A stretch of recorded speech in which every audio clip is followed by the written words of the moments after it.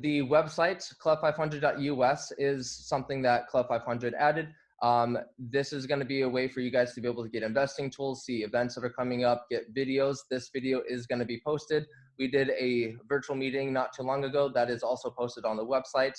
And so that is also available for you guys to be able to use. So again, throughout this meeting, before we hear from the guest, you guys are muted. Throughout the meeting, if you have questions, go ahead and use the chat box, and I'll be sure to get to these questions throughout the presentation. With that being said, Peter and Nick, all you. What is up, Club 500, Temecula and San Diego combined? I think we actually have some Club 500 Newport members as well. So this is a Club 500 first, Peter. So I'm pretty excited about that. Really excited about what we're going to be bringing to the Club 500 team today. And some of you may have seen this presentation before, but I would say it's an oldie but goodie. And for anybody that is just getting into real estate, and even experienced investors, this presentation that Peter Skobic is going to do on how real estate makes you addicted, it will resonate for everyone, and it really breaks it down on all the different ways that real estate pays. That's in some ways we don't even think about it. So there are ways that real estate's paying behind the scenes that we're not even taking into account when we're running our numbers, and that's just how we're able to generate true generational wealth over time. So Peter's going to break that down for us. Quick introduction to Peter Skobic for those of you that haven't met Peter yet. Peter is the founder and CEO of Club 500, and he's the reason I am where I am in real estate today, because he worked on me for 3 years, basically telling me all the reasons why I should be investing in real estate instead of buying a pool for my backyard. And I finally listened to Peter, and I am absolutely addicted to real estate, and I can't do it as good a justice as Peter Skobic. So without further ado, let's open it up to Peter Skobic. Oh, thank you, Nick. Thank you, Nick. That was a great intro there. First of all, I'm looking at everybody here, and I feel like I'm getting spied on a little bit because there's about 20 of us here, and I can only see like 3 of you on the video. Yeah. There we go. All right, we got one more. All you need to know, Peter, is your wife is on. So I know my wife is on. I need to see her and the baby as well. I heard her crying a few minutes ago, so probably she's waiting for that to end. But I'd like to see you on there as well.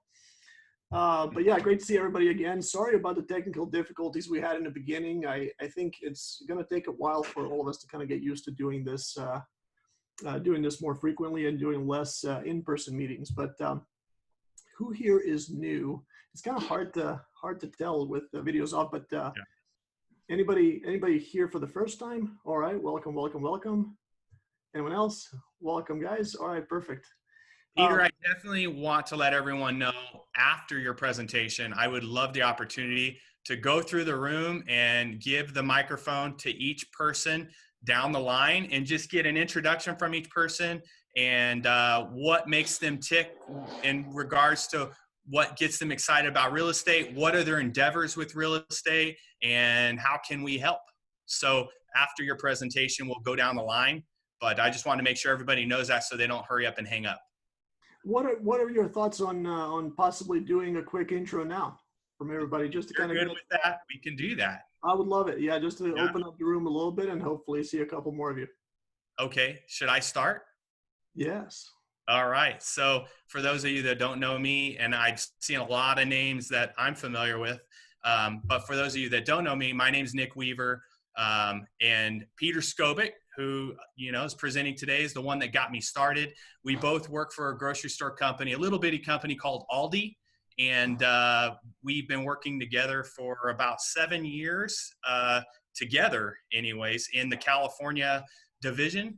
And Pete, I would go to lunch with Peter, and he would say, he was telling me about his rental properties out of state, and we would say he was crazy. How can this guy invest out of state? And he would buy these properties sight unseen. And we'd say, how can you do that? How do you know these properties really exist? And he broke it down and said, look, Nick, I use an agent that I trust, and they'll do video, for me to show me the property. And then, if I am interested in buying the property, I will run some, rental numbers on it, and then I'll have my property manager second check my numbers to make sure I'm going to get the correct rental amount. And then, when you go into escrow, let's say you're buying a house for $100,000, but you really want it to come in at 120. Unfortunately, the price is the price. It's an unbiased appraisal. So that's what the house is worth, no matter what you want it to be worth or not. So then you get it appraised. And then if you actually follow through and you're going to get an inspection on this property, the inspector is going to tell you more about this property than the average Joe would look at this property themselves and know what's wrong with it, how many years are left on the AC, the water heater, the roof, etc. And then if you decide to buy it and you buy it, you're going to insure it. So once it's insured, God forbid something happens to it and the wind blows it away, it's insured. So it's actually a better investment than stock. You can buy Nike, and Nike might run some ad that upsets half the population but gets the other half excited, and their stock can drop. And real estate, while it does have its ebbs and flows, Peter taught me that buy and hold real estate actually in a down economy creates more of a sense of you actually have more renters in a down economy. So it actually becomes a better bet in down economies. And the nice thing about Peter and I, we work in the food business, and everybody has to eat, and everybody needs a place to live. So real estate, especially single family homes, real estate is very resilient. So I've been doing it for about 3 years.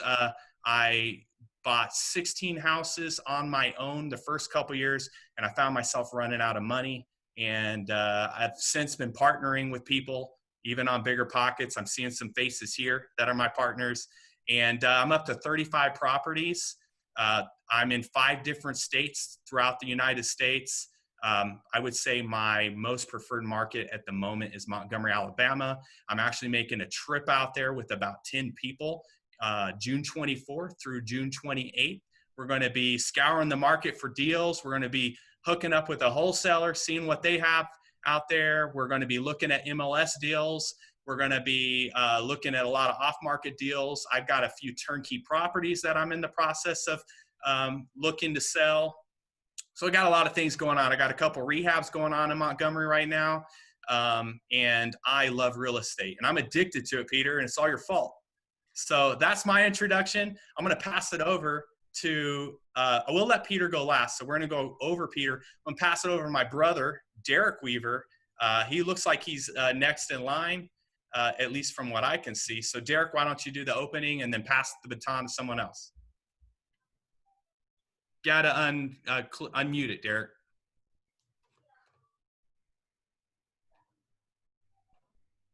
There we go. That's the bottom. What's up, you guys?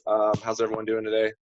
I'll be brief. I've been working with Nick, I guess, similarly to how Peter Skobik has been quite an influence on my brother.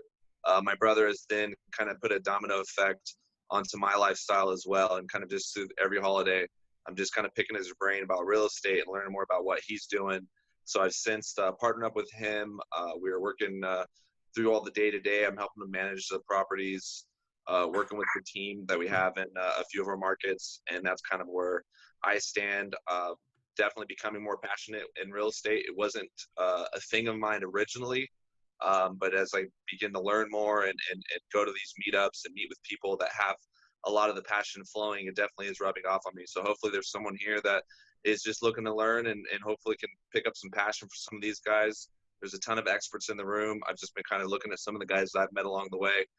There's a few in here, so definitely a great group of people to be around. And the more you guys can learn in real estate, whether it's looking for the future or trying to see where things are at with the market, no better time than the present.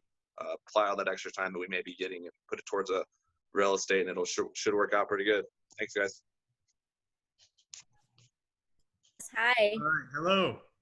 How's it going, Nick? Pretty good. Good to see you. Hi. Okay, hi. Yeah. My name is Cindy. Hi, Cindy.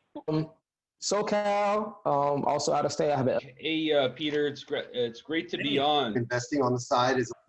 How you doing? I'm glad I was able to make it. And before Yeah, COVID. our first Temecula meetup, right? Yeah, exactly. So I've been looking into real estate for like the last year or so. I'm actually in Boston. Sweet. Yeah. Orange County, California. I'm also looking in Iowa. Detroit and the club, and just wanted to get some more information. State investing. And Speaking of time, we did have a little bit more people join than when we actually started the intro. So it's been about 45 minutes now. Let's get started with the presentation, and then we can finish up later on. Anybody who wants to hang out a little bit more can stay at the end. I'm a little bit pressed for time, so I want to get started with the presentation. Sounds good. Go ahead, kick it off, Peter. All right, let's do this. Perfect. Go. All right, thank you for your help.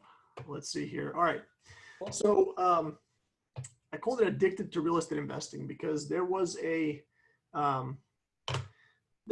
probably a couple hundred people over time with Club 500 that I've had to answer a question for why I invest in real estate and why real estate is the best asset class in my opinion.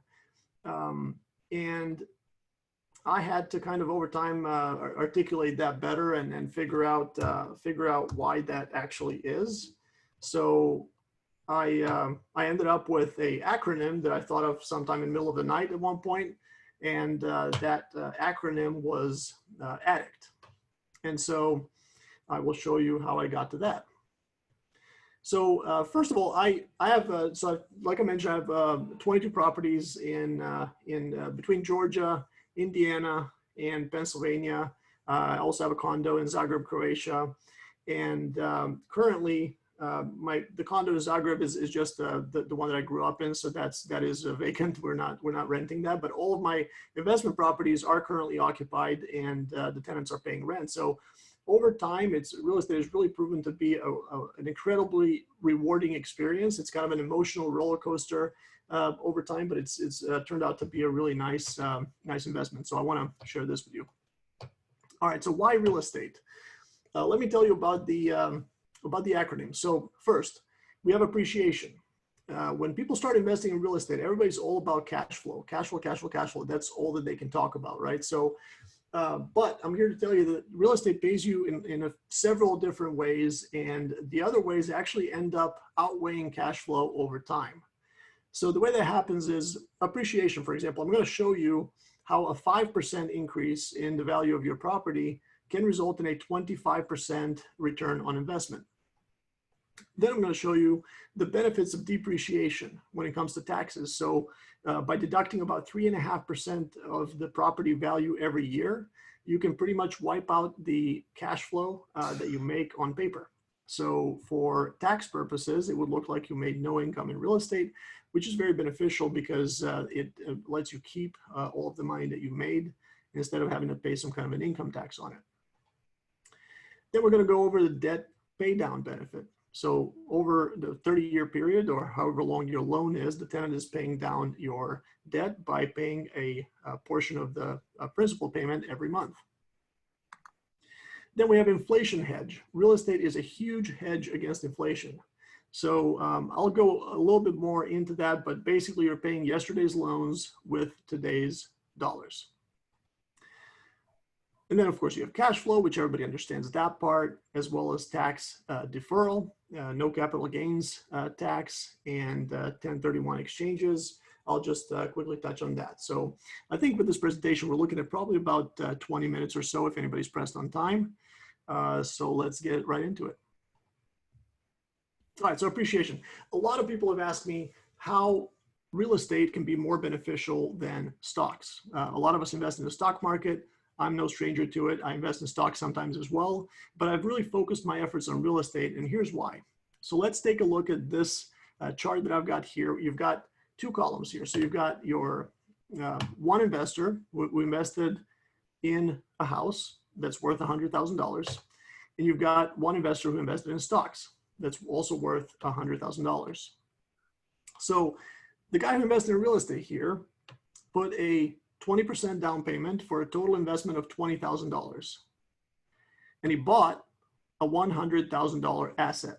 So this here, this little column over here, it shows you, it represents the asset that they bought for $100,000. By putting a $20,000 down payment, this green area over here, it shows you, it basically represents the equity that that person has in the house.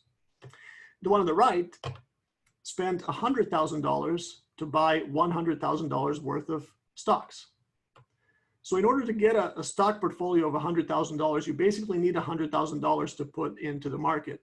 Whereas with real estate, you need $20,000 to get a $100,000 asset. And I'll explain to you why that is very important. The reason why that's important is because your house that you bought for $20,000, you could say that you own 20% of it because you have equity of $20,000 in the house.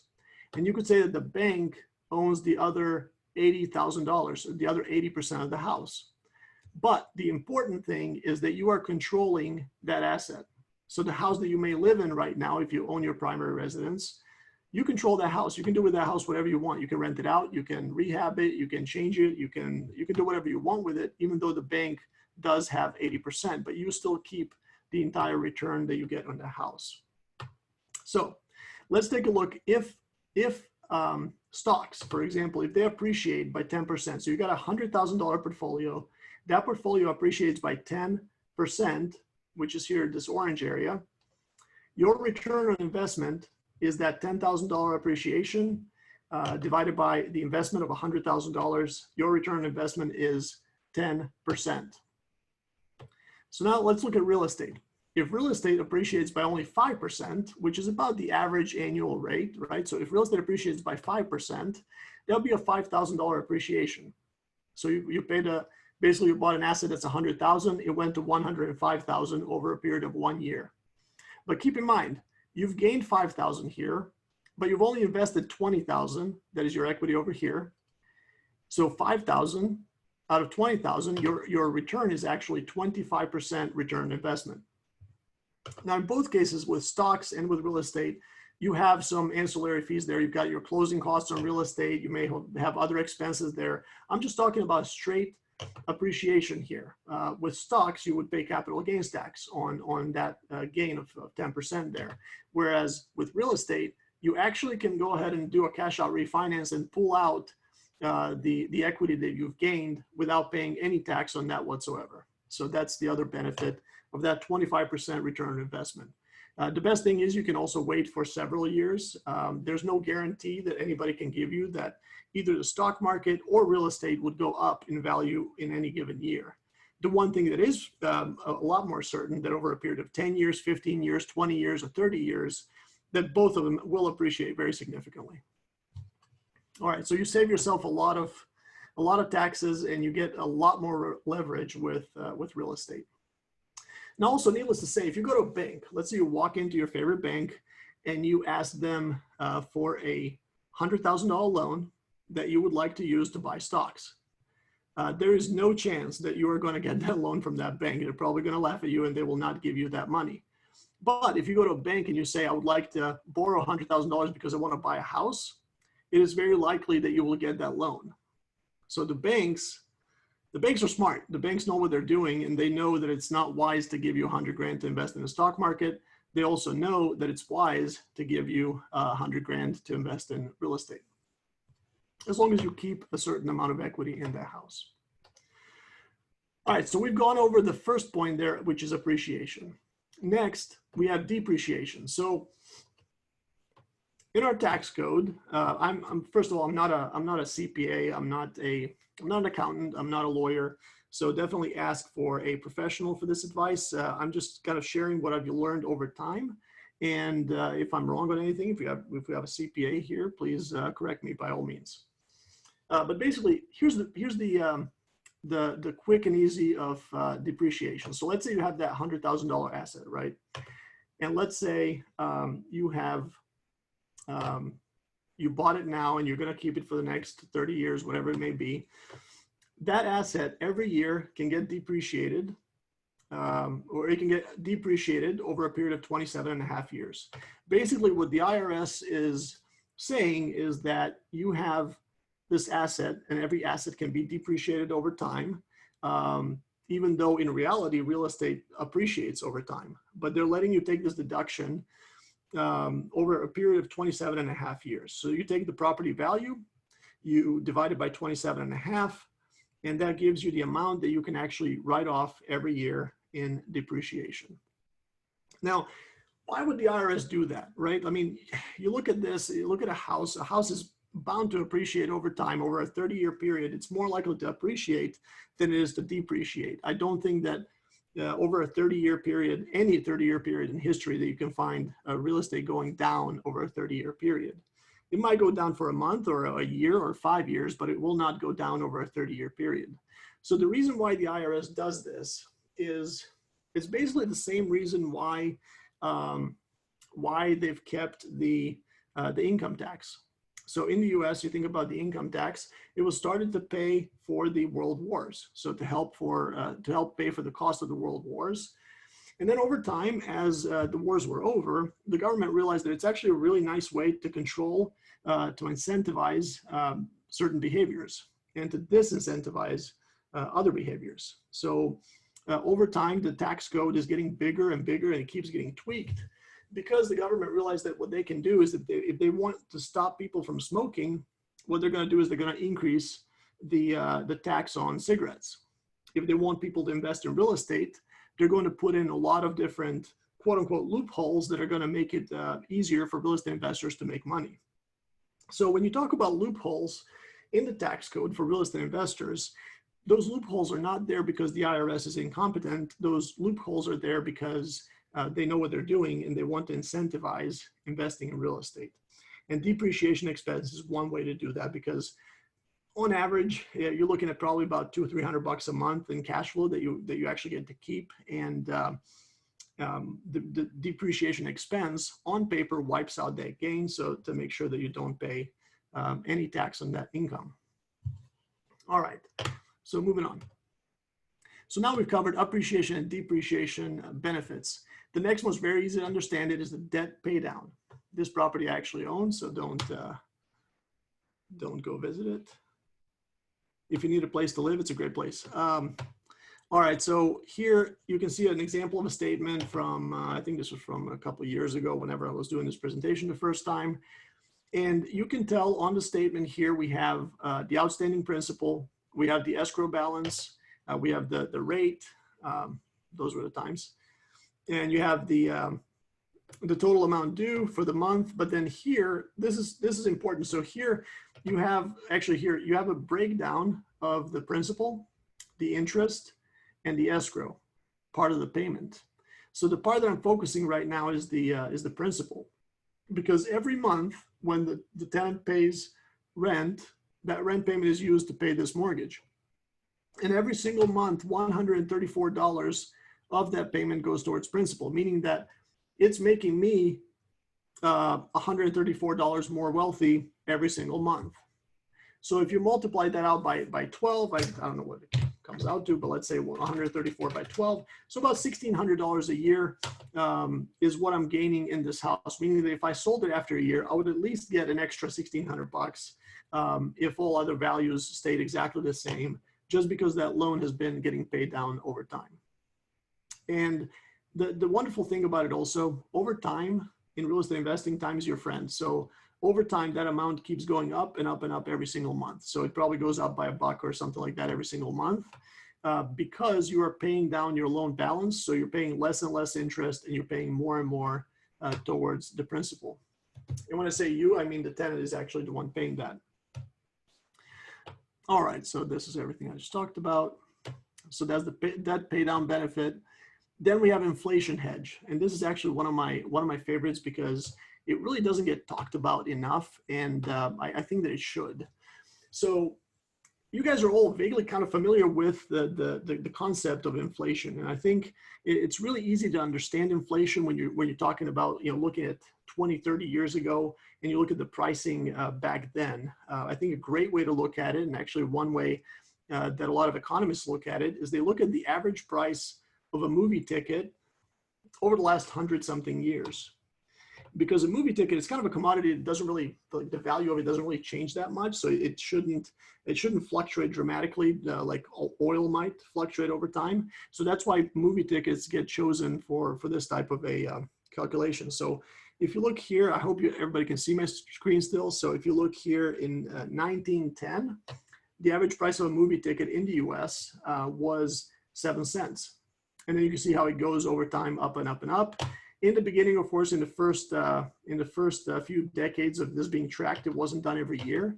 But then after that, it was getting tracked a lot more frequently. And you can see that over time, it goes from 7 cents in 1910 to $1.20 in 1967 to $2.94 in the year that I was born.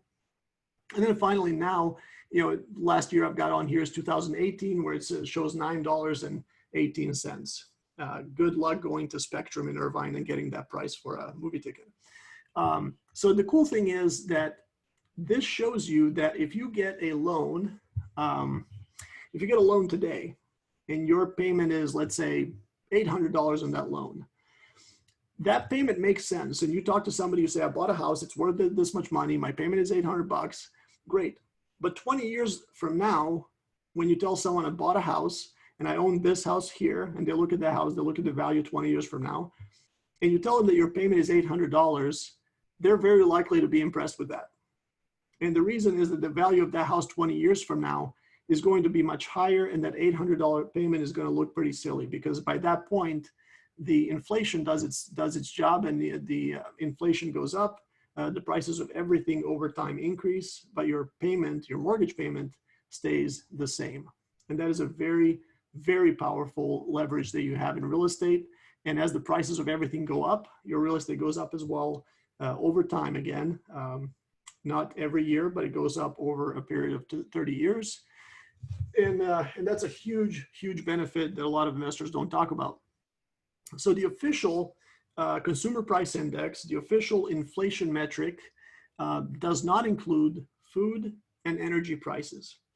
Now, why are those not included? The food and energy prices in the official government CPI are not included because they fluctuate a lot. So they're very seasonally adjusted. They're just very volatile, and that's why they're not included in the calculation. So when you say, okay, inflation is 3.18% per year over a long period of time, that's what the average is. The actual inflation is about 5% when you include the food and energy prices. And that's really important because, I mean, as a consumer, as a individual, I cannot live without food and energy, so I can't really calculate my inflation without including those in there on a personal level. So in here, I've got like a little blurb here just saying in 1980, $100 would buy you 37 movie tickets. In 2010, $100 would buy you only 12 movie tickets, kind of showing how over time, as the printing of money continues, it gets diluted and that money is worth less over time. All right. So we've covered appreciation, depreciation, debt pay down, inflation hedge, and now we can move on to cash flow. And cash flow, I don't really talk about it as much because cash flow, it's nice, it happens over time, it increases over time because rents tend to increase with inflation. Your mortgage payment, again, it stays the same, so that's a beautiful thing. The rents do go up over time. But here's a 10-year growth plan that I've kind of started a long time ago, and it would, well, not a long time ago, in 2015. And I was trying to do this very simplistic calculation of how long it would take me after buying one house, how long it would take me to save up for the next house. And that was kind of an error on my part because I didn't really realize how things would develop over time. I started buying houses in Atlanta, Georgia in 2015. And I was doing the math and I was thinking, okay, if I buy one rental and it's giving me a couple $100 a month, it's going to take me 100 months to save for my next down payment. And that really was not the right way to look at it because I wasn't really accounting for all the other benefits of real estate. And it turned out that it actually took me way, way less time to start buying more units. One part of it was just the luck of starting in 2015. And you know, at that time, the market hasn't gone all the way back up to where it is now. But then again, in 2015, the market was way higher than it was in 2009, 10, 11, 12. So in 2015, people already started saying, okay, the market's getting too hot again. When I started buying, people were telling me, I don't know if I would do that. It's getting hot again. It's going to crash again. And that's why I really don't care about timing the real estate market. I will always be investing in real estate. I'm not going to try to time it. I'm not going to try to, wait until the next crash or anything like that. Same as with investing. When it comes to investing in the stock market, I like to buy a broad market index and dollar cost average over time and put in a fixed amount every single month. And that really, I find that it works out really good. The other error with my calculation here was that I was assuming that if every one of my doors is cash flowing about $350 to $400 a month, that I would every single month get to keep about $200 after deducting for maintenance or repairs, after deducting for vacancy and all of those type of expenses. And I'll be the first to tell you that's not the case. That doesn't really work that way in real life. So what's actually going to happen is some months you're going to get to keep the entire $400 for a few months, and then you're going to have a few months where you don't keep anything because you end up having a water heater blow up, you end up having an HVAC unit blow up. And that's why it's also important to have more than one unit, because if you only have one rental, if you have an HVAC unit go out, it might wipe out your entire year of cash flow, right? The good thing is you're not going to have to worry about it for the next 8 to 10 years because you're going to have a new HVAC unit there. But it is important to have a little bit of an average there. That's why I started by buying 2 houses. So that way, even when one of them was vacant, the other one was still paying for both mortgages. So that worked out really well. The more units you have, the more this averages out. So that's cash flow.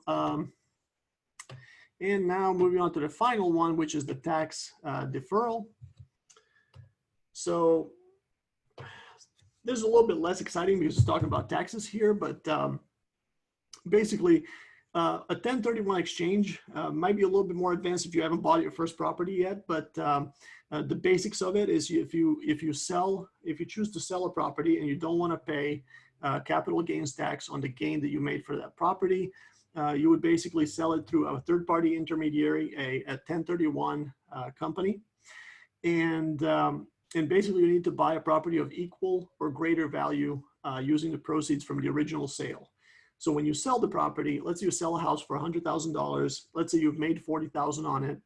You don't touch the gain. It goes through a third party, and then you buy a property of equal or greater value, and then basically you don't end up paying capital gains tax. You end up deferring that, and you can defer it forever, basically until you die. It doesn't really matter. So you're not paying income tax and you're not paying capital gains tax. The only tax that I'm aware of in real estate is the property tax, which in my mind the tenant is really paying. But again, I'm not a CPA. Definitely talk to your professional about taxes, and don't take my advice. This is for entertainment purposes only. All right, now we got depreciation, which I was talking about earlier. Properly accounting for depreciation on your tax returns is wiping out any gains from cash flow.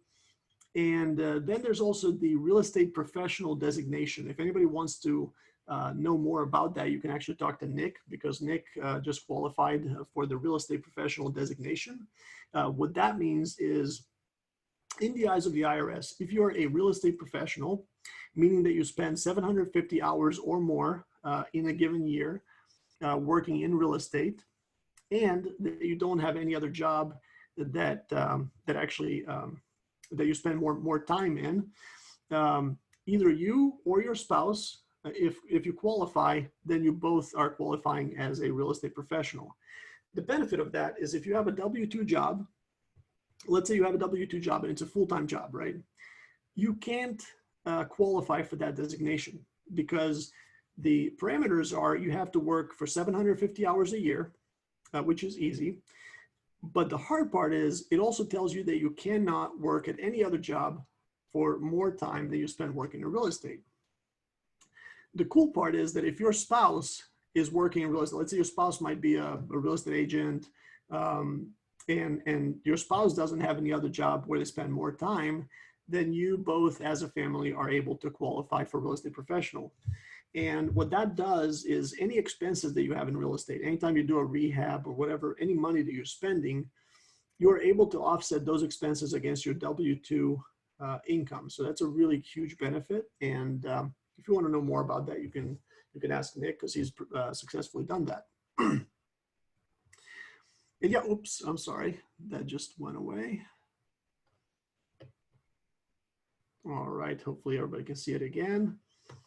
So yeah, so that was tax deferral, and that completes our appreciation, depreciation, debt pay down, inflation hedge, cash flow, and tax deferral, which is basically adds up to the acronym of ADDICT. I came up with that one night at like 2 o'clock in the morning. I got so excited, I ended up writing it down right away. But it was an easy way to remember, you know, all of the different benefits that I end up explaining to a lot of Club 500 members in our meetups. All right, so now I'm going to open it up for questions a little bit. And I think, Jared, I think you'll see our questions there on the side. I'm going to actually stop sharing our screen. Let me know when you're ready for questions, and I'll go ahead and go. Yeah, go for it. Yeah. Okay, cool. Let me go back to the top really quick. And by the way, guys, we're gonna. I know Jared's probably gonna mention it in the at the end of the meetup, but we are going to post all of our videos, all of our meetup recordings. We're gonna post them on our website at club500.us. There's already some great content there. There's also some files you can use. We post a lot of photos from the previous meetup, so you can see how those look like. There's also a locations link on there, so you can see what locations we have Club 500s in so far. And also a link if you wanted to start a Club 500, let's say in Boston or any place else. There's also a link where you can apply to do that as well. I also just put all of those links in the group chat. If you go to club500.us, you will be able to look at the menu and find all of those links as well, but just to make it convenient. So the first question was, there's a few people, this one is actually for Nick. Basically, a few people joined the call a little bit after you talked about the end of June, and we're just asking exactly what the end of June trip was. There's a few people asking about that one. Yeah, I'm making a trip out to Montgomery, Alabama, meeting. I'm going out there Wednesday, June 24th, and flying back a Sunday, I think June 28th. Basically, you can't get a direct flight into Montgomery, so you spend a day traveling there and a day traveling back. But we're going to meet with the community bank while we're out there. We're going to meet with my real estate agent, and we're going to tour MLS deals in the market. I've got a few turnkey properties that I'm going to actually sell to investors that are going on the trip with me. We're going to also meet up with a wholesaler while we're out there, and we're meeting up with someone else I met on Bigger Pockets that I know out there that owns 48 houses that are turnkey, and they're in good areas, and they're all rented up, and he's willing to show us his whole portfolio. So we'll probably spend a day looking at properties that are turnkey, that no one else has access to, at least in Southern California that I'm aware of. But we'll be out there spending the whole day looking at those. We're going to meet with my rehab company out there. We're going to tour some of mine and my partner's properties that are actually in rehab, so you can see what goes into the rehab. And you're going to get a good feel for the market, and it's going to make you more comfortable investing in that market if you are new and you need to see it and touch it and feel it. Then I highly recommend going out there, seeing, because you're going to be pleasantly surprised. You're going to think, how can I buy a sub $100,000 house in the U.S.? Because you're numb to California prices. So you need to come on back out to Montgomery, Alabama, I think Peter and I are discussing trying to coordinate a trip in Mobile, Alabama down the road. And you're going to see, you can buy houses for $60,000. You can buy dilapidated houses for $15,000 that you may need to put $45,000 into, but you'll have a beautiful house when it's said and done. It's going to appraise for, $80,000 to $100,000 depending on the house. So you can create equity if you're willing to, put the sweat equity in. It does take time. There's a little bit of trust falling involved with your rehab team. And that's why it's important to have good boots on the ground if you're going to work out of state. Like I actually, with my brother and my wife, we manage all of our properties. We don't even have property management, but we have boots on the ground that allows us, if something happens and a tenant calls me in the middle of the night and the plumbing is clogged, we know who to call so we can get it addressed. And that's how I'm able to designate my wife as the real estate professional to offset my bill. So if anybody's interested in the Montgomery trip, I'm going to shoot a note right here. I'm going to put my phone number there, and feel free to text me and I can send you more information on it. And then also regarding essentially, if you want more of that information, I know Peter and Nick and essentially the other locations, the network is truly remarkable, and the deals that they have, they're available. If you want to go to club500.us, I'll go ahead and share my screen. Nick is putting that in the group chat, so you'll be able to see it. But even if you go to contact and just fill out this essentially form page, I'll add a little section for you to put a message if you want. But if you want to actually get more information on that, I'll be sure to forward that to Nick and also Peter so they could get in contact with you. Sounds good. And then the next question was, I believe for Peter, it was from Brian and Vivian. On the loan forbearance, how fast was a response rate? Yeah, so I was actually worried about that as well, and I thought, okay, I wonder how this is going to go and how long they're going to take to respond to me. I would say probably about, on average, about like 4 or 5 days. It wasn't really that bad, and I got emails back because by the time I actually waited a little bit, I didn't start it right away when it was available. I waited probably about I don't know, about a month into it when they started doing it, and I think that helped a lot because they. All the lenders by that point already had everything on their website. You could just click through and do it in a couple of minutes. And actually what I want to do for you guys is I have 3 more properties to do that way. So I'm going to file forbearance request for those 3, and I'm going to record. I'm going to do like a screen recording when I'm doing it so you guys can see how I did it. Again, this is not advice from me. It's just information if you want to kind of see what mine look like. But I'm no expert, and there's, you know, with loan forbearance and with the CARES Act in general, I mean, there's really a lot of this stuff haven't really been tested. So even a real estate attorney can't really tell you 100% what's going to happen down the line. But I know that basically you end up with 3 options on the loan forbearance. One is to pay it back in a lump sum at the end of the forbearance period. That's the part that lenders would love to happen. Then you got 2, to work out a payment plan that you paid over time. And the third option is to add it, to tack it on to the end of your loan. And that's the part that real estate investors are always trying to get to. So what I'm going to do is I'm going to make sure that I don't spend the money, that I keep it on the side if I need to end up in the in one of the first 2 options. But my hope is going to be to do the third option.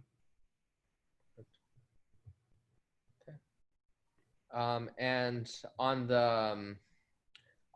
the deduction expense, how does that change yearly? And could you also give an example? I believe this was also answered essentially based on your cost basis, not market value, but just to go over the question again for everybody to hear it.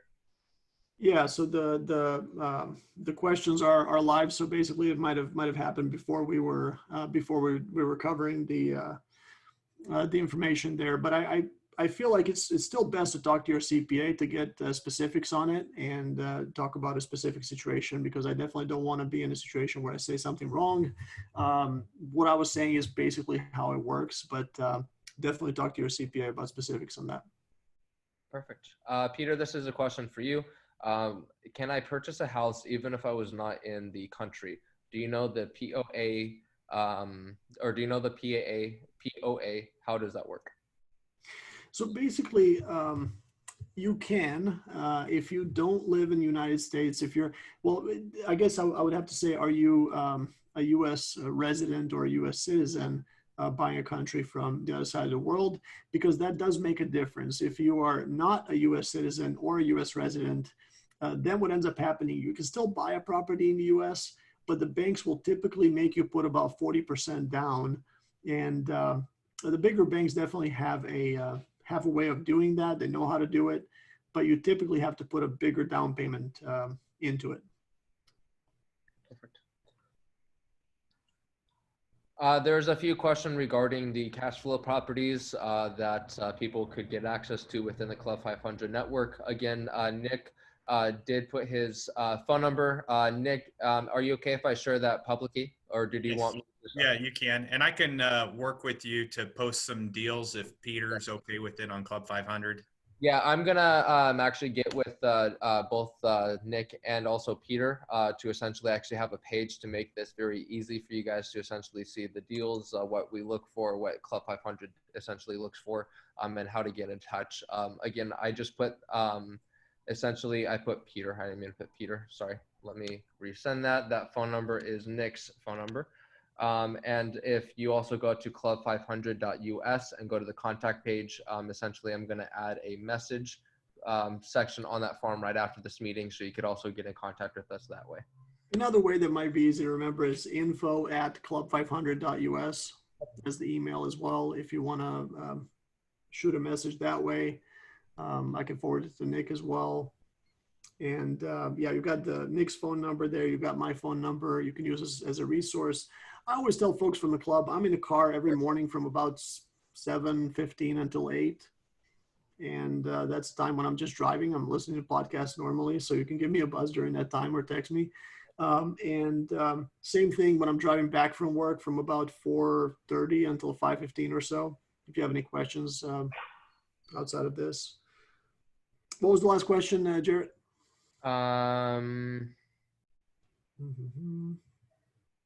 I actually believe that may have been the last question. Let me just confirm. Oh, I see that Gabby here followed up and said U.S. citizen. So yes, Gabby, that would be a lot easier, and you can do a closing. You can buy it just like any other U.S. citizen would. And if you're on the other side of the world, you can easily do a closing at the closest U.S. embassy. They're very well set up for that, and in most countries they can do it very easily. It's a part of what they do. Perfect. In fact, my very first house that I bought in Alabama in 2015, I ended up at the time of when the earnest money was supposed to be sent, I was in Zagreb, Croatia. So I had to go to this international kind of shipping company to give them a check, and they had to mail it all the way out there. Perfect. One thing that I do want to go over really quick, I don't see any more questions. I'm going to share my screen one more time. Again, just to mention, if you go to club500.us, if you just slightly scroll over this guy, you'll see the past meetings. This right here, you could essentially watch the last virtual meeting that Club 500 did. This meeting is also going to be posted to the YouTube as well, so you could actually go back and rewatch. And then also you're able to download the slides that Peter went over. So I just want to go ahead and give you guys a reminder that club500.us is a way for you to get in contact to essentially learn more about the cash flow properties that they have, and also essentially a way for you to get resources, learn about the different locations, essentially maybe even start a club, see some of the photos of the actual in-person events that Club 500 has done, and then again, also watch the past meetings. And that, with that being said, I don't see any more questions. So Peter, it's all you. All right, I'll turn it over to Nick because he's hosting this one. So Nick, go ahead. Thanks, Peter. I don't know how much time we have left with you. I think there's a dirty diaper with your name on it. I appreciate you Aurora giving you the time this evening to share your knowledge with us. I love the addict slides. I think it's everyone thinks about the cash flow. We all dream about the appreciation, but it's the other aspects we don't necessarily think about when we're buying rental properties. Some of those that just, again, to get rich over time, it just happens over time. It's not instant gratification, but that's how all those other ways that real estate pays is what allows generational wealth to take place. So thanks for explaining that, Peter. Exactly. And when Aurora and I started Club 500 a few years ago, we the most rewarding part for us since then is that we've created a couple dozen real estate investors since then, just by talking to everyone we know about real estate, and they started investing. But I can tell you guys, I've never seen someone fly as quickly as Nick did. You know, like he mentioned in the beginning, it took about a couple of years of talking about it. And I can't remember what happened or what triggered it, but one day he just came down to my office and was like, hey, What was that again? Can we talk about it again? And ever since that conversation, he went really quickly from, I was going to say you had 27 properties if you didn't mention it today, but you're up to what, 30 something? Well, I set a goal of 40 properties this year, and then COVID hit. So, okay, I think, you know, I've got some challenges to get through that. But, you know, it's failing forward, right? If I end up buying 20 properties this year and my goal was 40, that's failing forward. So I'd much rather fail forward than not set a lofty goal, right? Perfect. Yeah. All right, guys. Yeah, thank you, everybody. I'm gonna have to bail now, but Nick will stay with you guys, and you guys can hang out as long as you want. Thank you, Peter. Have a good night. Bye, guys. Hey, Nick, Brian and Vivian asked if you got to get your pull done after all. I'm looking at it right now. It's just so hard to justify that money. Once you start buying rental properties, I don't know if any of you have had this happen that have purchased rental properties. Then you look back and you think of all the bad purchases you made. Like at one point I bought a $30,000 motorcycle and I think that was 2 houses, you know, and you start to go back and go, I wish maybe I shouldn't have bought that boat. Maybe I shouldn't have bought this.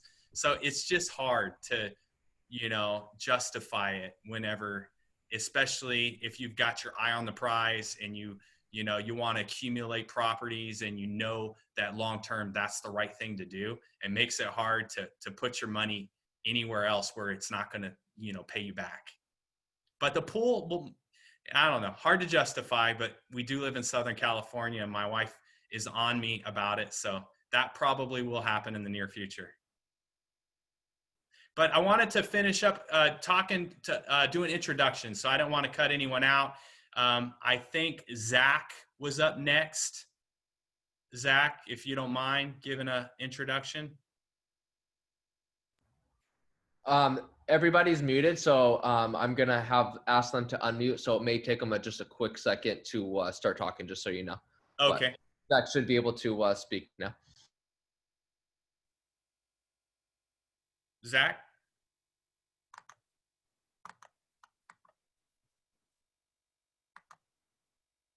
No? Zach? There's Zach. David. I see David popped in from Temecula. David May? Hey there. What's up, David? Hey there. How are you guys doing? Good. Thanks for making it on. No, I got in a little late, but, you know, thanks for the reminder. Yeah. You know, sometimes I need to be reminded about what is on my calendar sometimes. So, no, I wish we could be in Old Town and be hanging out. Next week. I'm sorry? Next week, if you want to be there. Next week. No pressure. All right, just make sure I know what's going on. I always try to make them. Yes, you do. You got any projects right now, David? No, well, yes and no. Right now, real estate, we don't have anything as far as the wholesale or flip going. I'm looking at some land. I'm trying to do the numbers on maybe dropping some manufactured on it just so I have a project to do. So we're looking at a bunch of different things right now. Okay. Sounds good. Is anyone else not had the opportunity to give an introduction? I want to give you the floor if you're. If you haven't, I know everybody's muted, so go ahead and put in the group chat if you have not and you want to give an introduction, and I'll make sure that I ensure that you do.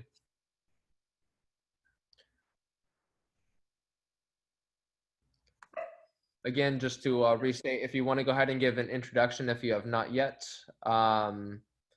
Matt, if you're able to talk and want to give an introduction, it's okay if your video won't turn on. But if you want to go ahead and give an introduction, I just asked you to unmute. Oh, hey guys, I'm Matt Everling. I gave my introduction earlier. So I don't know if there's anybody else out there, but I'm really looking forward to next week's meeting, getting back into it. Yeah, likewise. And an ice cold beer sounds good too. Yeah, it does. Yeah, Nick, I really appreciate you sending me the invite, and I look forward to shaking your hand again next week. Or fist bumps. Exactly. Elbow bumps. I got a HELOC checkbook burning a hole in my pocket. I'm sure you do. I'm sure you do. That's good. You're ready. I'm ready. Yeah. Well, I highly encourage you guys. I know some of you had said you're waiting to see what's going to happen, and you know you're kind of on the sidelines. And I think things are going to keep moving right along in some of these other areas.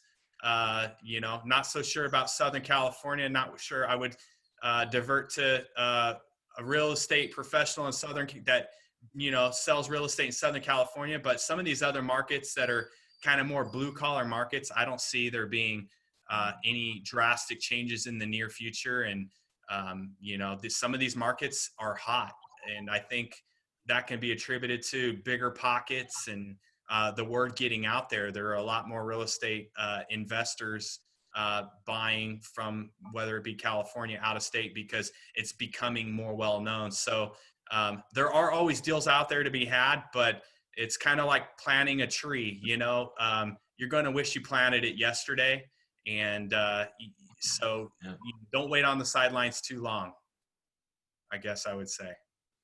Do your homework, but don't be afraid to pull the trigger. So what's going on with hard money? How are you? It opened back up, Com. So yeah. Great question. I was utilizing Lima One Capital to basically buy properties by putting 10% down on the purchase price, and then Lima One would fund the rehab. So if I were to buy like a $30,000 house that's going to appraise for, let's say, $70,000, but it needed a $20,000 rehab, they would require me to put 10% down. That sounds familiar. It does. Com's very familiar with this. We did a deal like this. 10% down. Usually to start, it's 2% terms or hard money. 2% or $2,000. That's your hard money fee up front. Your interest rate's going to be interest only for 13 months. You're going to pay.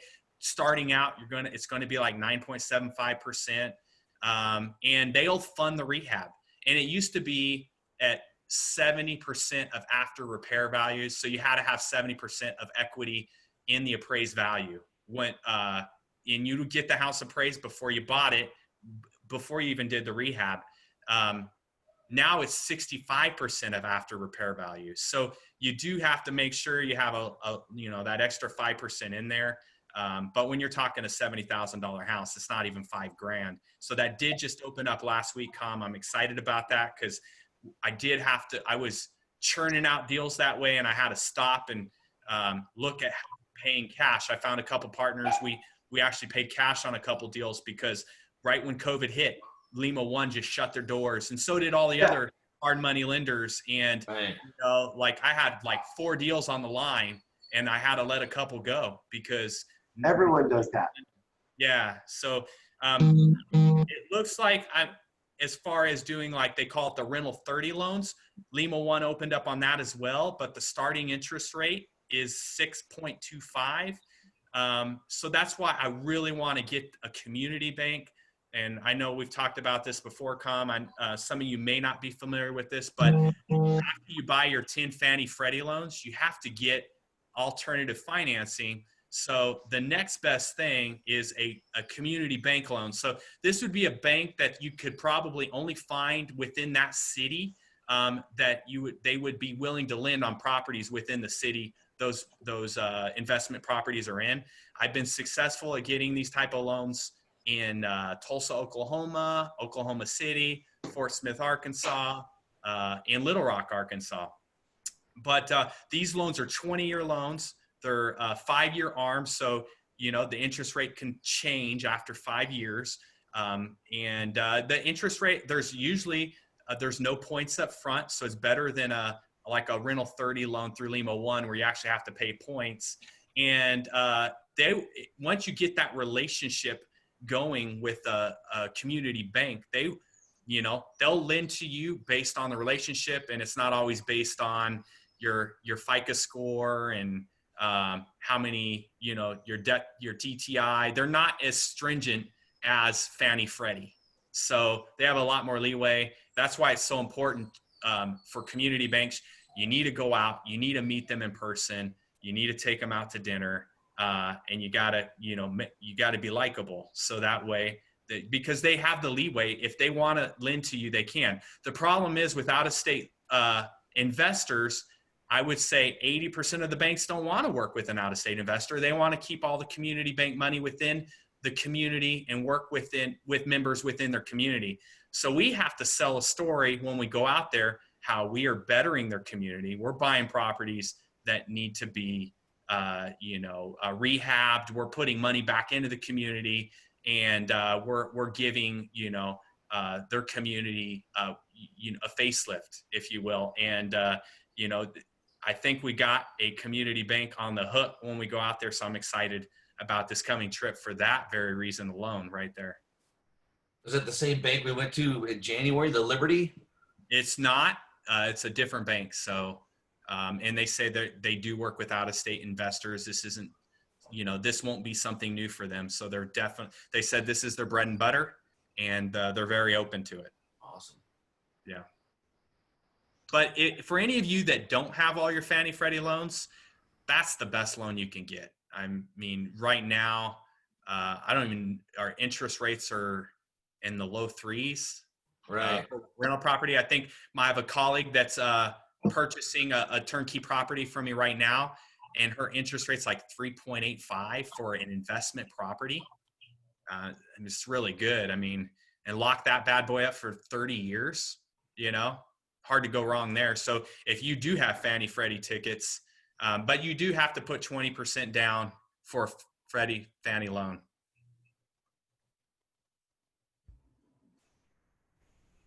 If you're curious, I can give you some like more actual terms on the hard money side if anybody's actually interested in what they are at the moment.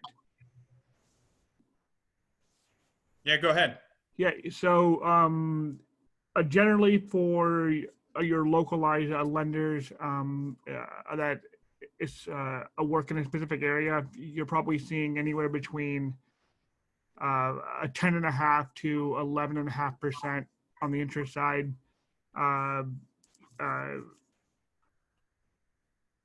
Its leverage, it's raised up to 85% with 100% of rehab. For the national guys, you're seeing more in the realm of probably 11 to 13% interest, and 80% on the purchase side. It's leveraged and 100% of rehab as well. The biggest difference is the localized guys are having more trouble exiting off their balance sheet than the national guys are. So their ability to lend is a bit more restricted. Hmm.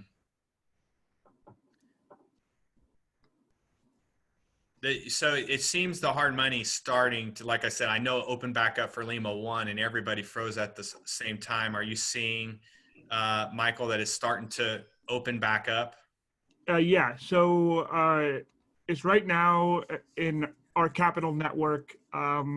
We work with 34 different lenders right now, as well as our own book. And we have, I would say, probably around 60% of them are lending right now, and the rest are looking to open in probably the next 30 days. Okay. And that's really going to be a dependent upon it's the loan type of focus.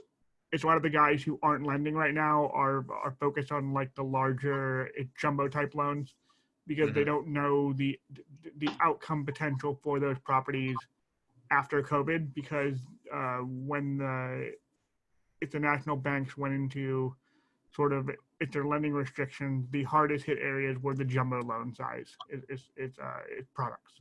Mm-hmm. Yeah, it'll be interesting because it does seem that interest rates on like even Lima 1, not necessarily the rental 30 interest rate was higher than it was before COVID. But I got to imagine if more people get back in, they're going to have to be competitive, and they're going to drive the interest rate back down. Yeah. So if we were seeing rates, it's pre-COVID, probably in the ballpark of 9 to 10%, with a 2, maybe even sub 2. It's on the point side. Yeah. With 90%, it's leveraged and 100% of rehab. And that's really just a, hey, if you have a good relationship here, if we trust you. Whereas now everyone is worried about how long it's going to take to unload these properties. And that's the big sort of this question mark right now. So there's a bit more of a risk factor built in. Yeah. One of the questions that I did see really quick was how many points are they typically? 2 question mark. Don't know if that's relevant to the current topic, but if it is. Yep. Yeah, I would say like with Lima 1, it's 2 points right now. The more deals you do, you kind of hit different tiers. So I've actually made it to, there are 5 tiers. I made it to the 5th tier, and the points up front drops down to 1.5 or $1,500, whichever is more. And to be honest, my special sauce is buying properties under 100 grand. So I'm always paying the 1,500 or the, instead of the 1.5% within the market. Yeah. And then as you'll also see on some of the bigger, more national guys, Lima's probably is one of the it's the exceptions here, but if you generally are allowed to roll the points on the back end as well. Now that might cost you it's a bit more, so instead of 2, it might be 2.25. But if it's cutting your front side investment off, substantially, it's potentially, in deals of this type, maybe even 30% of your front side investment. That's a big change to your ROI. Sure.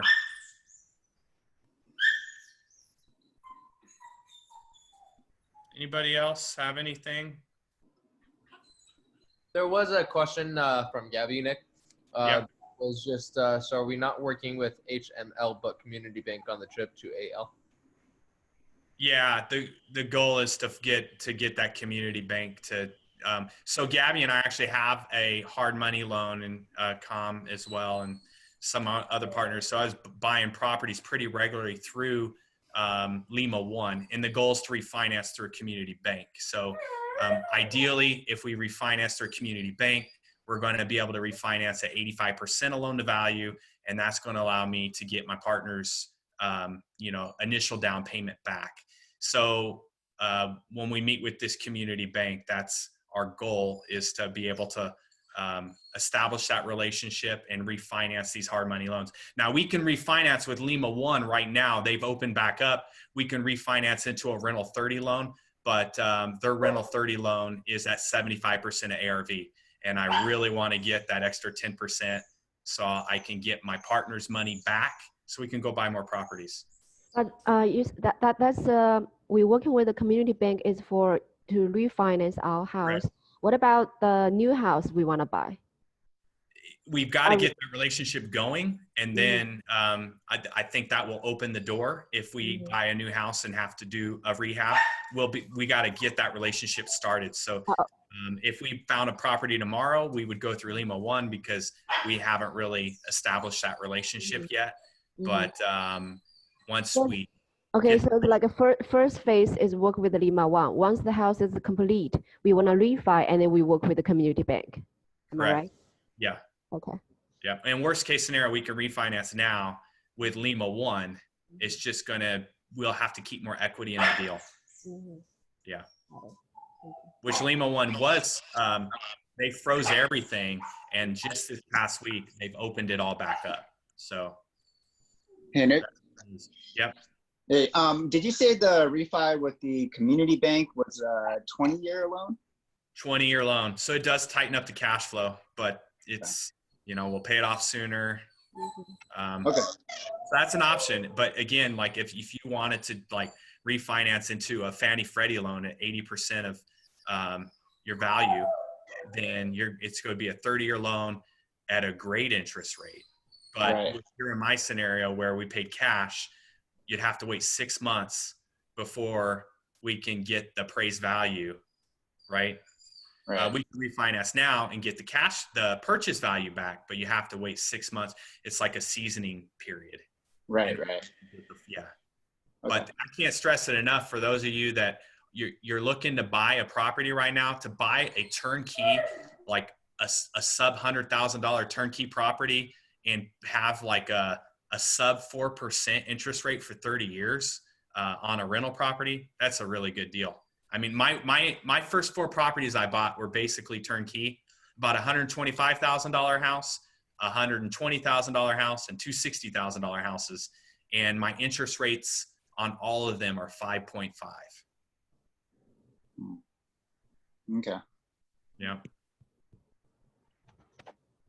And just a real quick, since I have you guys, quick story. Like I took a HELOC out on my property instead of buying the pool. And I took $90,000, and that's how I bought my first 4 properties. My cash flow on those 4 properties is $1,600 a month. And my HELOC payment, it's a 10-year interest only payment. And it's currently $550 a month. So I leveraged the equity in my home to basically make $1,000 a month. And on all 4 of those homes, they've actually increased fairly significantly in value over the last 3 years. So again, when looking at all the 6 ways it pays, I would do that all over again in a heartbeat. What was the name of that loan you said, Nick? And then also, if you don't mind, what exactly is the loan? Yeah, it's a home equity line of credit, and I got it through U.S. Bank. At the time when I got the home equity line of credit, basically I had equity in my home, went to my local U.S. Bank, and they gave me 90% of the equity in my home. And that's how I was able to get, now I think they're doing 75 or 80% of equity in your home. So if you have equity in your home, I highly recommend go get a HELOC like Matt just did. And you don't have to use it right away. It's basically like a checkbook that you can spend against, and you can pay it down and you can spend against it again. And you're only paying interest on it when you pull the money out. So you can get a HELOC today and you can wait 3 months and go buy a property in 3 months and pull it out of your HELOC. You won't have paid interest on it the previous 3 months until you've actually pulled the money out. Oh, Nick, and just I wanted to add one more thing.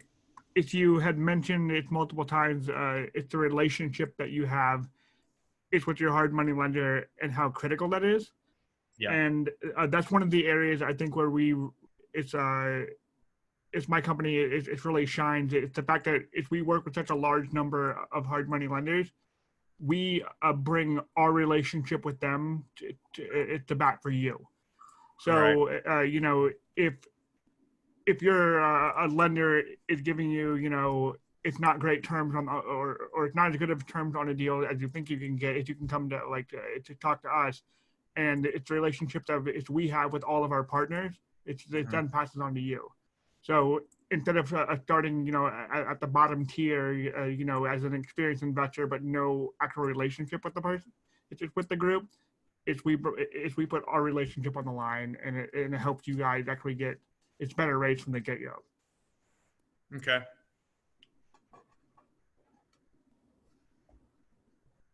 Does anybody else have any questions? Hey, Nick. You know, we were keen to come out with you back in April, and it didn't happen. Right. So that's a shame. I know. And now we're not really quite ready to travel, but you know, would you consider doing Zoom or still discussing deals just, you know, offline? Yeah, absolutely. Yeah. Okay. I'm gonna be, oh, so sorry, Nick, go ahead.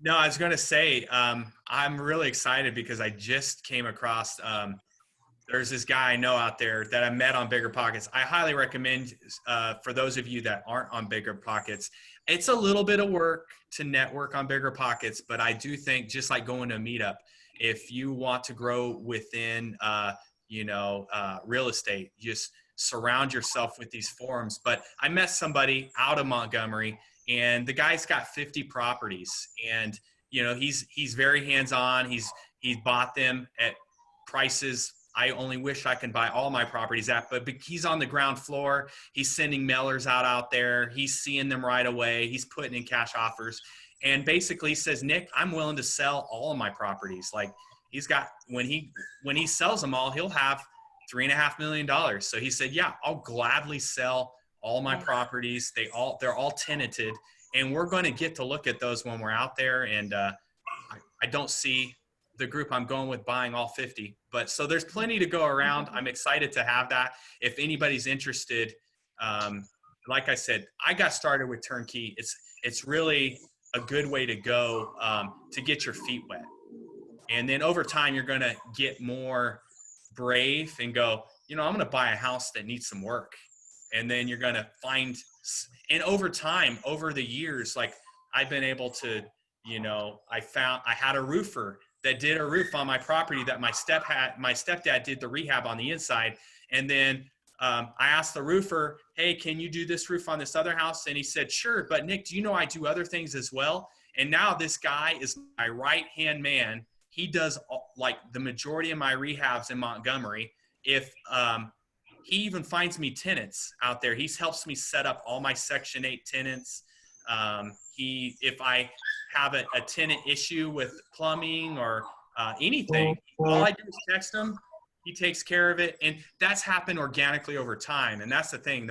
The more you do this, it gets easier. You get more relationships. I got wholesalers sending me deals first now. And that's how I'm able to move so fast. And I may not know what I have tomorrow, but then all of a sudden I've got a deal and I'm calling someone up saying, hey, I just found something. Are you interested? And that's kind of how it happens. And that's why you really have to, keep yourself engaged with the meetups, and you guys have to pull the trigger and get yourself in a market and just become more and more of an expert in that market over time. Hey, Nick, I'd like to speak on some of our progress on kind of just getting things rented. I know everyone is talking about buying and just real estate overall, but just kind of shed a little bit more light just the last few months, what it's been like getting things rented and what that kind of motion's been. If anybody's interested in hearing that. Go ahead. Yeah, absolutely.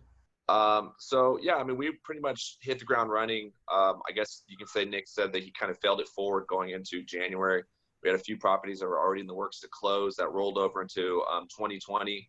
And we already had a lot in the works between all the different meetups and meeting Corey, the gentleman that he's talking about, that was kind of setting up some wholesale opportunities. And when we went on our first trip back in January, we honestly came out so much of it with different properties and opportunities.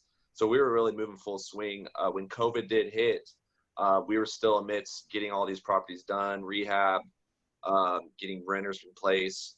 And honestly, the only bottleneck we really had was the housing authority that we work with in Montgomery, Alabama. They just basically started slowing down their process because the offices being closed or partially open. They seem to be kind of opening back up. And if this was to happen again, if we're going to get a second phase or third phase, I really feel confident that, they're going to be set up even more for success than they were this time. So it really just slowed things down a little bit on that housing aspect. I'm still getting calls daily on new tenants that people want to see properties, houses we already have full that people are still calling to see if we have availability. So it's really kind of good to see that there's such an interest in that market for the type of properties that we have. I think we found a sweet spot for affordable pricing. With the renovations, they look so new and set themselves apart from a lot of the deals that are out there for the people that do their own stuff.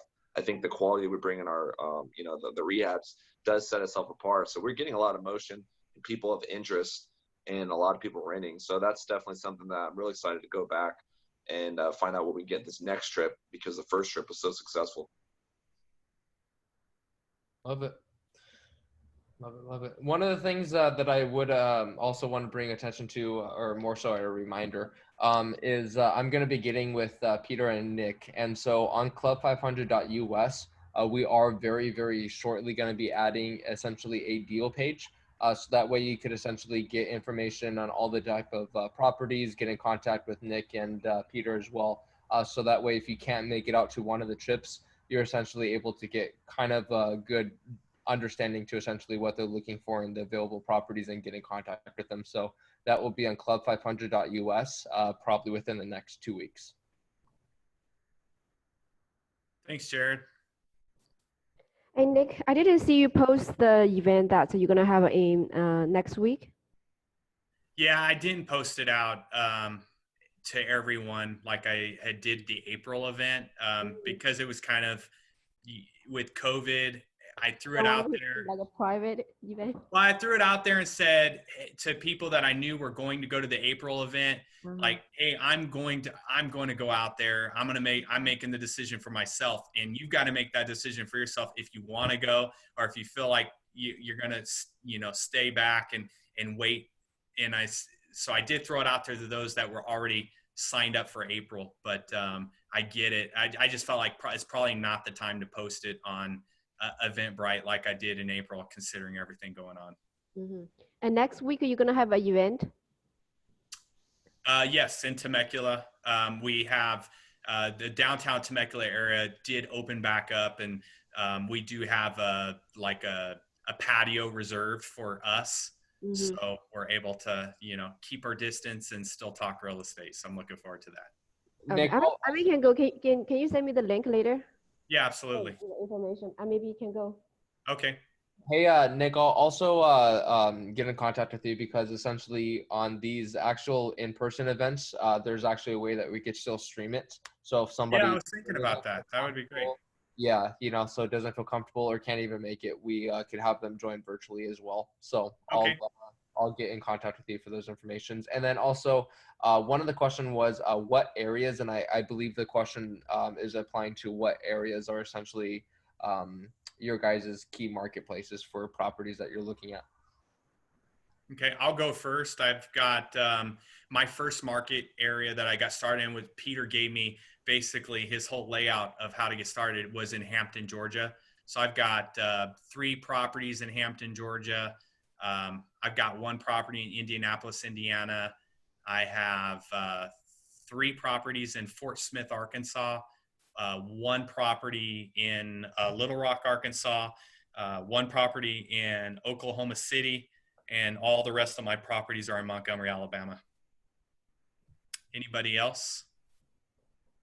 Okay, I have 1 property in Indianapolis and then another property in Ohio, Columbus, but that's just for flipping. And another one is with Nick in, I still cannot pronounce that city name right. Montgomery? Montgomery, yeah. Oh, Montgomery, okay, yeah. Yeah. Taxes are low in Montgomery. Insurance is okay. It's not high overall. Like basically you can get insurance, annual insurance as low as $450 and as high as $850 depending on the square footage. But the taxes are like, these are older homes, so $600 a year. And I've been doing Section 8 out there, and Gabby and I have a Section 8 property. I think we're all in 60 grand on this house. It's appraises for 100. 55. 55. And It's going to appraise for 100. We added some square footage because it had a basement. We finished the basement. We're getting $1,000 a month in rent on this house. That's just one example. Can you share the stories of the property you just you said you bought during the pandemic? Yeah, Bassam, who was on here, and Derek, we partnered on a house. We paid cash for it, $15,000, and it's going to take a $25,000 rehab to do this house. The ARV paying cash for the whole house. ARV would be how much? We're thinking 80 on this house, and we're converting it to a 4-bedroom. So with Section 8 on a 4-bedroom, you're going to get between $1,000 to $1,200 a month. Where did you find it's hard to say. I'm sorry. That's so cheap. $15,000 house. Where did you find it? But it was just an opportunity. This is a house I was looking at before COVID hit, and I offered 25, and she turned me down. The seller was a private seller. They turned me down. They wanted 33. I knew it needed a lot of work. And when COVID hit, she reached out to me a few weeks later and said, if you will I'll do 25 now. And I said, I wish I could, but I'm in the same boat as everyone else. Everyone's playing. You have to play with cash. I can do 15. And she came back a couple days later and said, we'll do it. So wow. Me and Nick joke that when he makes bids on houses, he's like that annoying guy that lowballs people on Craigslist when you're trying to sell your car, but the deals end up going through, so it's worth it. Yeah. The worst thing they could say is no, and hopefully they'll counter, And then Michael Chang and I, bought a property recently in Montgomery as well. The purchase price was 36, and the rehab's going to be about 10 grand. Same thing. House should come in between 75 to 80 grand. Now that's just because at that very moment you could not get hard money loans. You know, so you had to take advantage of having cash. I wouldn't normally buy a house that way. It's a lot of money to put up front, as opposed to if you got a hard money loan, you're talking between $10,000 to $15,000 down to secure a house. So I prefer to use hard money. There's less money put down up front, so and then you know you can refinance it within that 13-month period to get your money back out of it.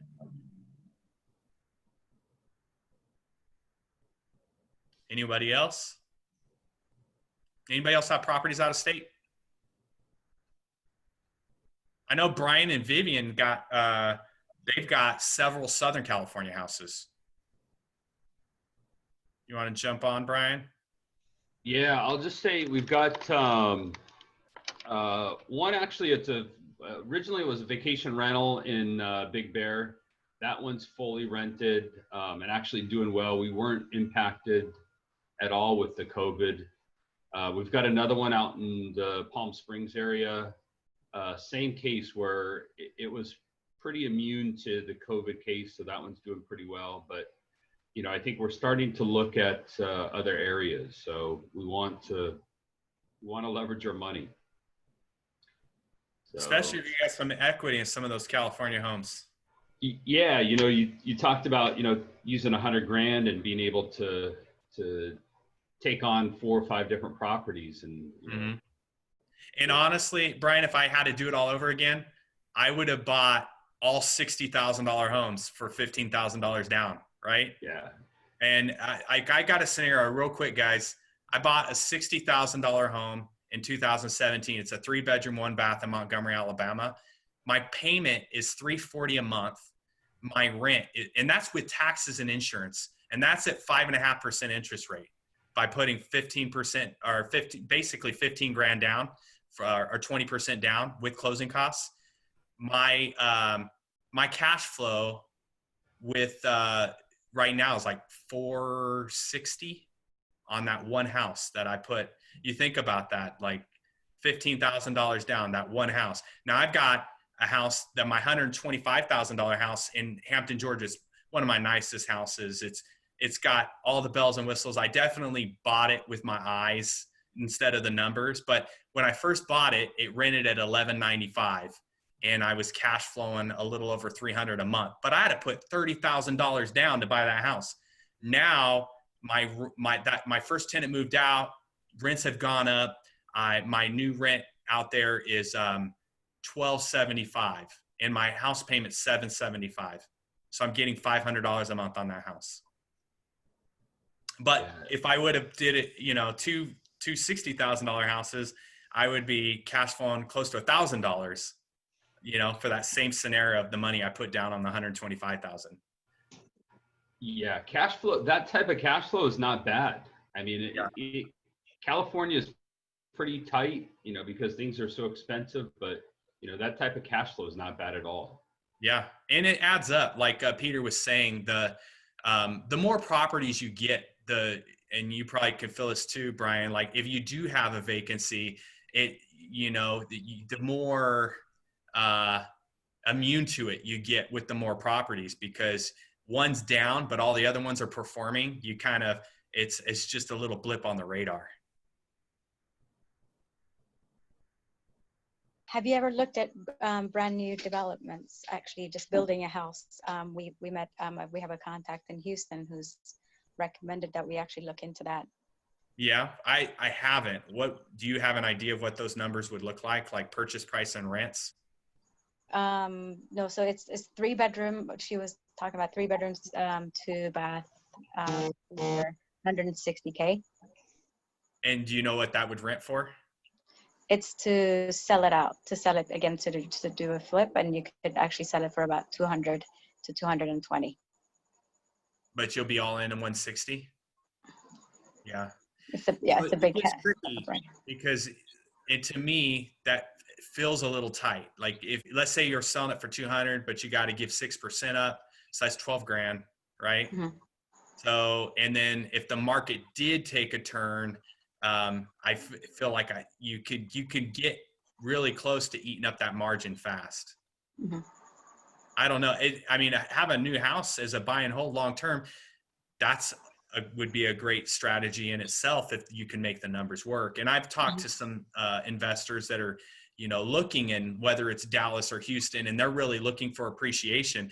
And I was saying, like, there's not one right or wrong way to do this. There's so many ways you can invest in real estate. You can invest in real estate in appreciation markets, knowing that you're, based on the trends, I'm going to get appreciation.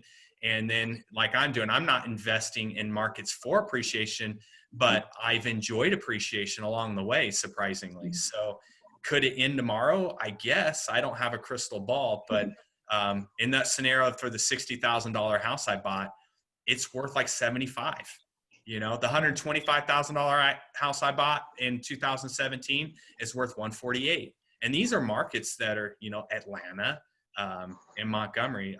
Atlanta's pretty hot, to be honest with you, but Montgomery, it's kind of under the radar. If you look up, top investing markets for cash flow, you might get Birmingham, but you're probably not going to get Montgomery. It's just kind of flies under the radar.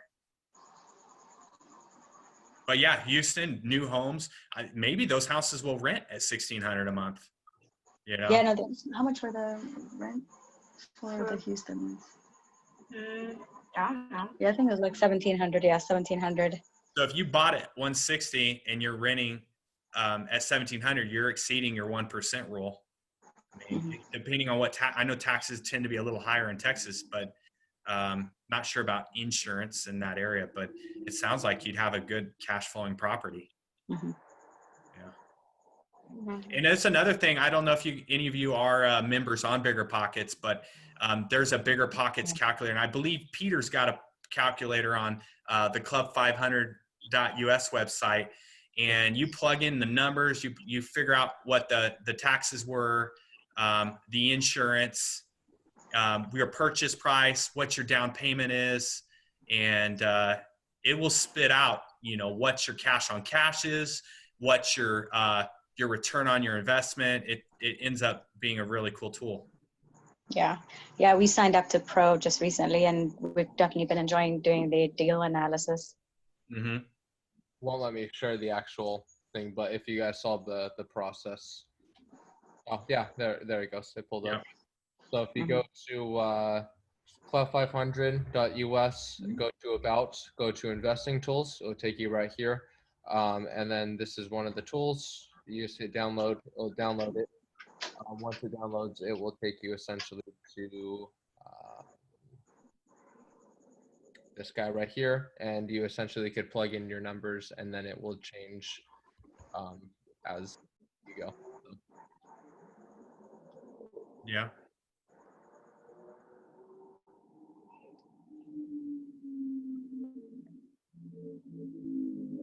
Well, does anybody else have anything else for the group? No. Before we sign off? No, this is great. Thank you. Thanks, everyone. Thank you.